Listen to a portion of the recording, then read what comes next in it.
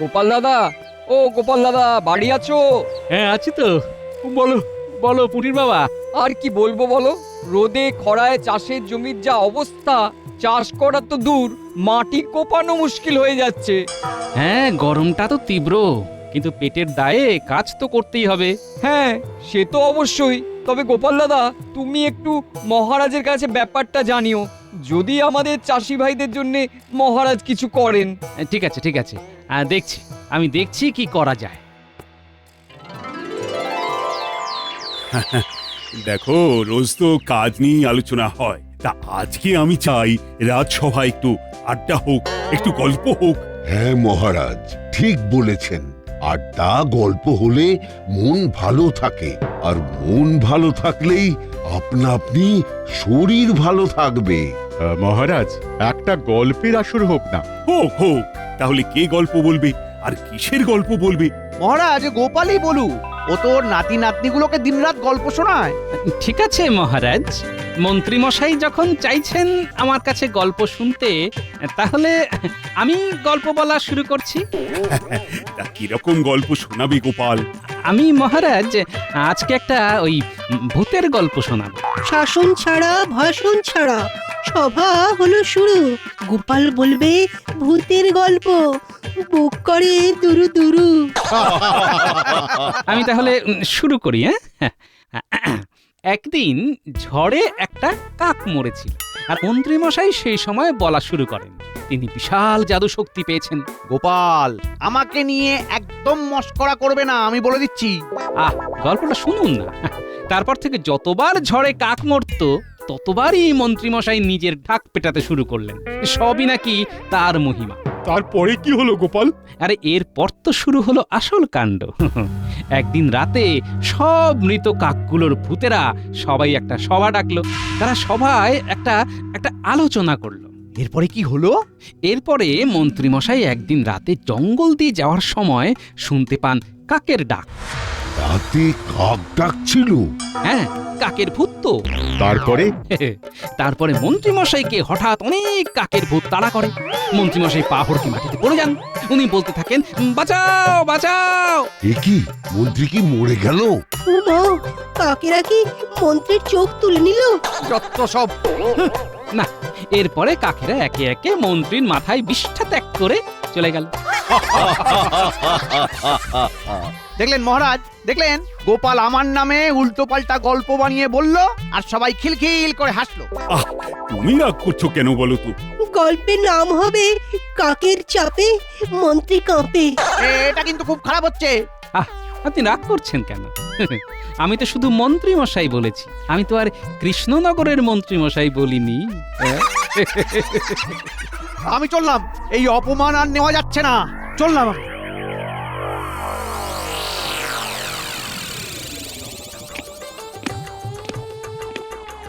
কখন থেকে দেখছি তুমি এদিক ওদিক করছো, এদিকে ভাত যে জড়িয়ে জল হয়ে গেল, সে খেয়াল আছে? আমার শুধু এখন একটাই খেয়াল, প্রতিশোধ প্রতিশোধ প্রতিশোধ।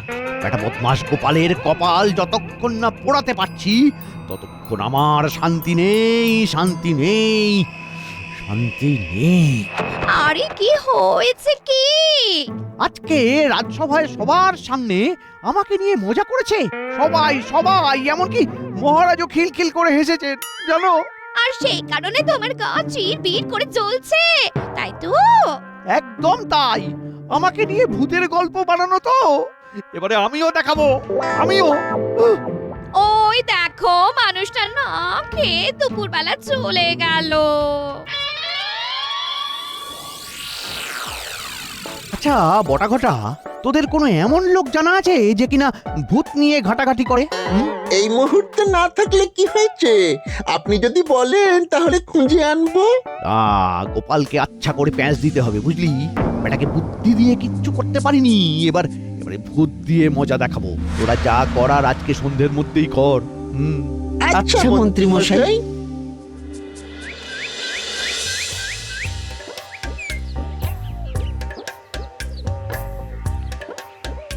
গোপাল দাদা, ও গোপাল দাদা, আরে দাঁড়াও দাঁড়াও। হ্যাঁ ভোলা, বলো, তা তোমার দোকান বন্ধ দেখছি?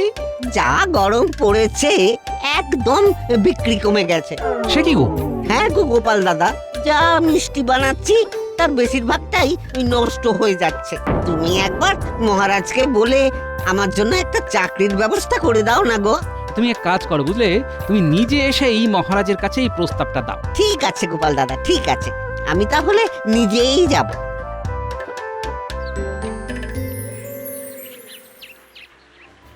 ও গোপাল দাদা, তুমি আমার ব্যাপারটা মহারাজকে জানিয়েছিলে? একদম সময় পাইনি গো। তুমি এক কাজ করো না, তুমি আগামীকাল নিজেই মহারাজকে এসে তোমার যাবতীয় যা দুঃখ কষ্ট সব জানিয়ে যেও। বেশ, তুমি যখন আশ্বাস দিচ্ছ তাহলে তাই যাব।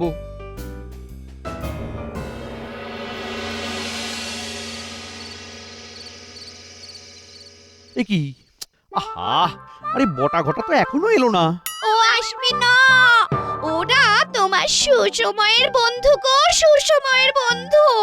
বিপদে কেউ পাশে থাকবে না। তাহলে কি আমি হাত গুটিয়ে বসে থাকবো নাকি? তুমি তো আমার অর্ধাঙ্গিনী, তুমিও তো আমার একটু উপকার করতে পারো নাকি? তাই করব, তুমি চলো আমার সাথে। আমি এমন একজনকে চিনি, উনি সব সমস্যার সমাধান করে দেন। তা ওনার কি নাম? ওনার নাম সমাধান বাবা।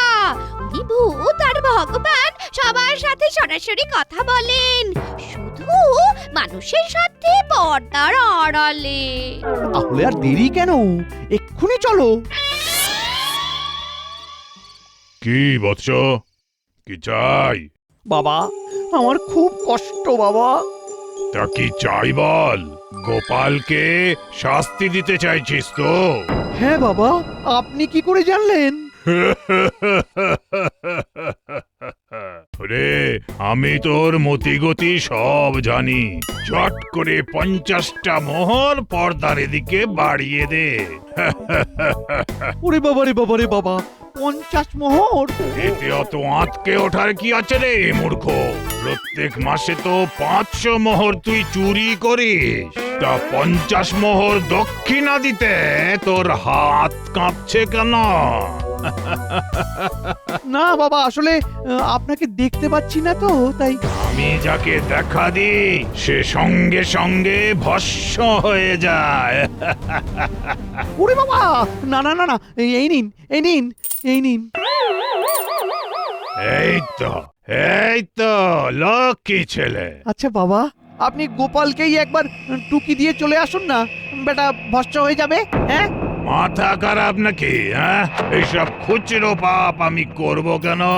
গোপালকে দেখা দিতে গেলে পথে ঘাটে যদি অন্য কারোর সঙ্গে দেখা হয়ে যায় তখন?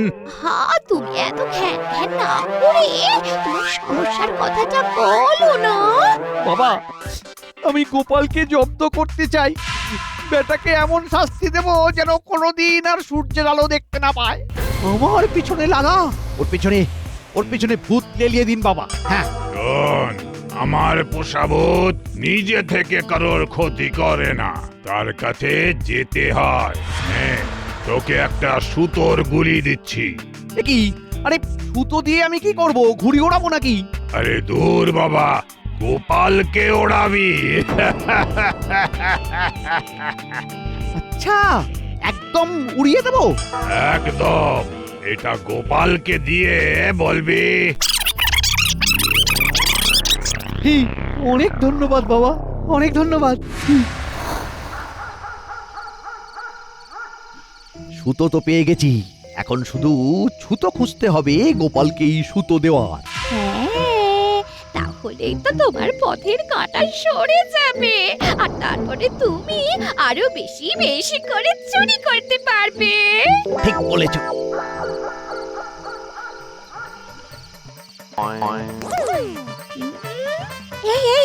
বটা ঘটা না, এ কি? তোমাকে দেখে তো ওরা উল্টো দিকে দৌড় দিল। হ্যাঁ, লজ্জায় লজ্জা, কোনো কাজের কাজ তো করতে পারে না। ফের আমার কাছে আসুক, বেটাদের দড়ি দিয়ে বেঁধে ধোলাই দেব।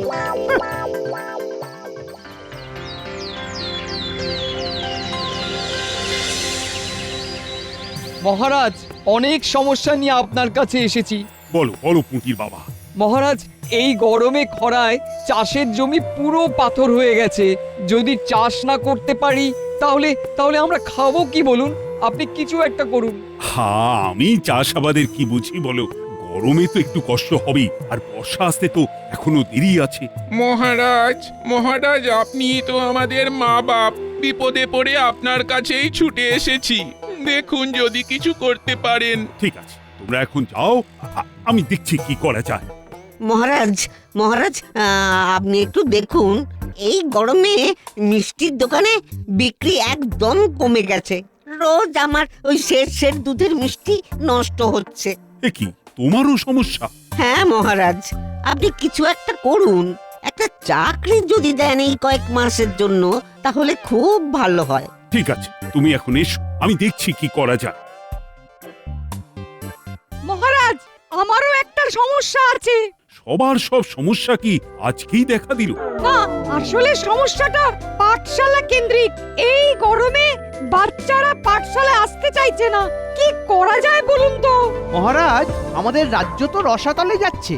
এত লোকের এত সমস্যা, কিন্তু আপনি কিছুই সমাধান করতে পারছেন না। একটা ভাবনা চিন্তা করার সময় দেবে তো? ওসব ভেবে লাভ নেই মহারাজ, প্রজারা আগে। আর আমার কাছে এমন একটা জিনিস আছে যেটা দিয়ে আমাদের রাজ্যের সব সমস্যার সমাধান হয়ে যাবে। কি জিনিস? এই হলো এক জাদু সুতোর গুলি। এটা আমি এক সাধু বাবার কাছ থেকে নিয়ে এসেছি, কারণ আমি কদিন ধরেই দেখছিলাম যে আমাদের প্রজাদের অনেক কষ্ট। আচ্ছা, তাই বুঝি?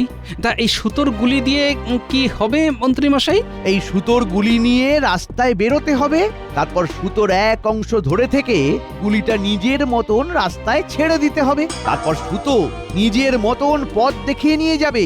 একদম শেষে যেখানে গিয়ে সুতো থামবে, সেখানে একটা ছোট্ট টবে বসানো লেবু গাছ আছে। সেই গাছ যদি আমাদের রাজ্যে নিয়ে আসা যায়, তাহলে আমাদের রাজ্যের সব সমস্যার সমাধান হবে। বাহ বাহ বাহ, তাহলে তো ভালো কথা। এই সুতোর গুলি নিয়ে বেরিয়ে পড়ুন মন্ত্রী মশাই। যা, আমি কেন যাব? তুমি যাও, আমি রোগা মানুষ, অত হাঁটলে আর শরীরে কিছু থাকবে না গো। তাহলে গোপাল, তুমি বরং চাও। আমাদের রাজ্যের কল্যাণের জন্য মন্ত্রী এত ভেবেছে, এটা আমার দেখে খুব ভালো লাগছে। রাজ্যের কল্যাণ না আমার কল্যাণ, সেটা আপনি পরে টের পাবেন মহারাজ। গোপাল, আর দেরি করো না, বেরিয়ে পড়ো। দিন দেখি। আর হ্যাঁ, এই সুতো যতক্ষণ পথ দেখিয়ে নিয়ে যাবে ততক্ষণ এগিয়ে যেতে হবে। পিছনে ফিরলেই কিন্তু বিপদ। হ্যাঁ, তাহলে গোপাল, সাবধানে এগিয়ে যাও। হ্যাঁ, চলো সুতো, চলো। কিন্তু সত্যি সত্যিই যাচ্ছে। গোপাল, গোপাল এগিয়ে যাও। রাজ্যের কল্যাণের জন্য তোমার এই অবদান আমরা ভুলবো না। গোপাল, এগিয়ে যাও।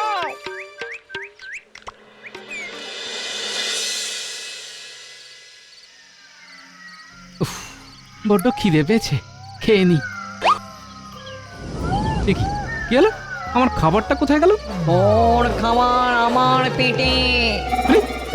এই এই কে কে তুই? হ্যাঁ, আমি ছায়া ভূত। দিনের বেলা ছায়া দেখা যায়, রাত্রি বেলা কিচ্ছু না। ভূত রাজ্যের দিকে যাচ্ছিস, তাই তোকে স্বাগত জানালাম। হ্যাঁ, ভূত রাজ্য? তার মানে মন্ত্রী মশাই আমাকে জেনে বুঝে এখানে পাঠিয়েছেন? না বাবা, আমি বাড়ি যাই। ওরে বাবা, সামনে ভূত, পিছনে কুকুর। জয় ঠাকুর, এখন তুমি ভরসা। না না, আমাকে আমাকে বুকে বল নিয়ে এগিয়ে যেতে হবে। এই গোপাল হেরে যাওয়ার পাত্র না।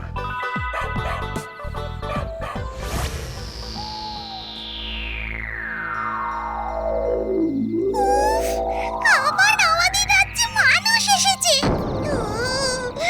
আমার মজা হবে।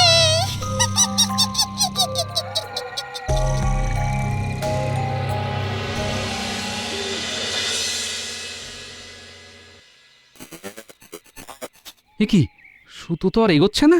তাহলে কি এখানেই টবে বসানো লেবু গাছ পাবো? কিন্তু এ কি, এ তো দেখছি একটা মাঠ, আর মাঠের মধ্যে কালো কালো মানুষের মূর্তি।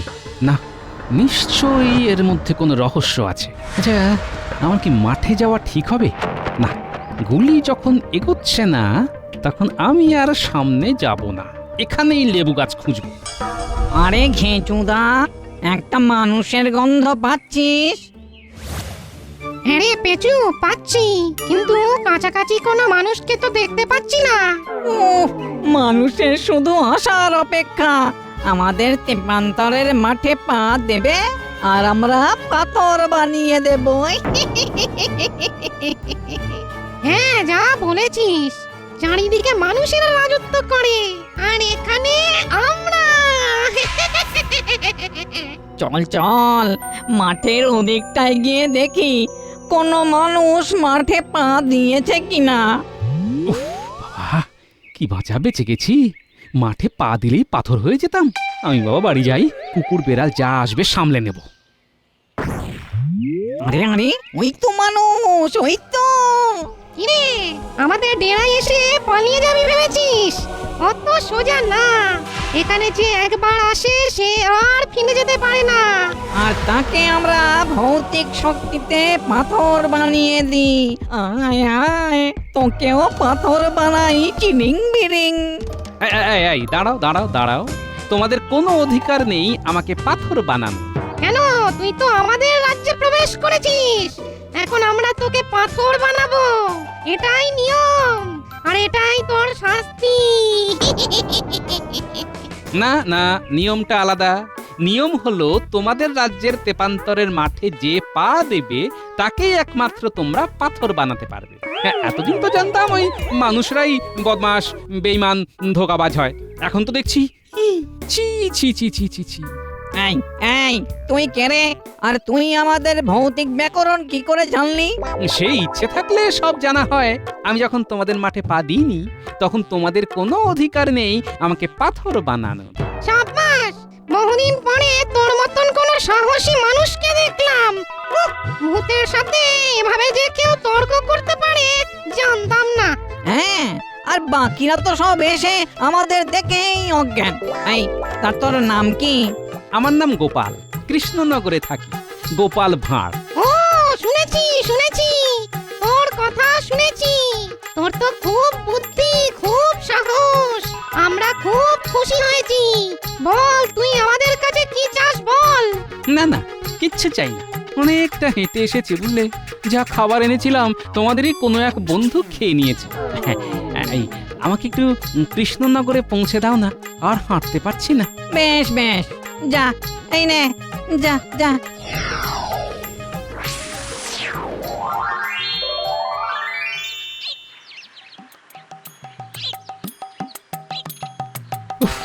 যেন একটা যুদ্ধ করে ফিরলাম। বেটা মন্ত্রী আমাকে ফাঁসানোর জন্য কত চক্রান্ত করলো। না, এবার আমাকে কোনো চারা গাছের দোকান থেকে লেবু গাছ কিনে নিয়ে যেতে হবে।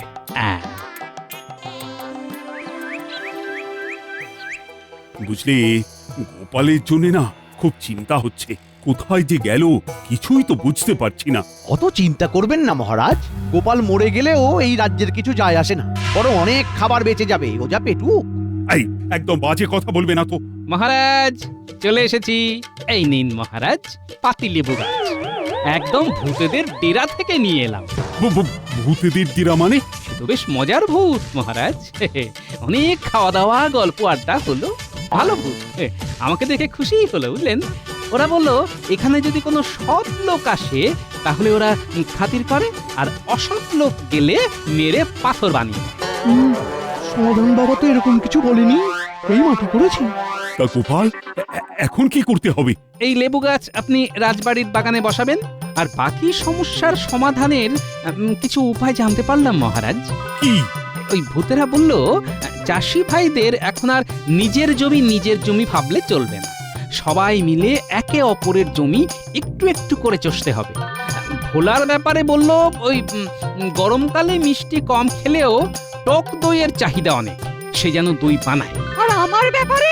আপনার ব্যাপারে? হ্যাঁ হ্যাঁ, আপনার ব্যাপারে বলল রাজবাড়ির বাগানে তো অনেক ছায়া, যতদিন না গরম কমছে পাঠশালা যেন বিকেলে নেওয়া হয়, আর রাজবাড়ির বাগানে নেওয়া হয়। বেশ নিজের বুদ্ধিগুলো ভূতের বলে চালিয়ে দিলাম। বেশ বেশ। মহারাজ, খুব বিপদ। কার বিপদ? আমার বাপের বাড়ির রাজ্যে সবাই হঠাৎ করে পেট খারাপে ভুগছেন। কোনো ওষুধপথ্য কাজ করছে না মহারাজ। মহারাজ, আপনি বরং এই সুতো নিয়ে মন্ত্রীকে পাঠিয়ে দিন, হ্যাঁ? উনি যদি ভূতেদের কাছ থেকে কোনো উপায় জেনে আসেন তাহলে তো চিন্তা মিটেই গেল।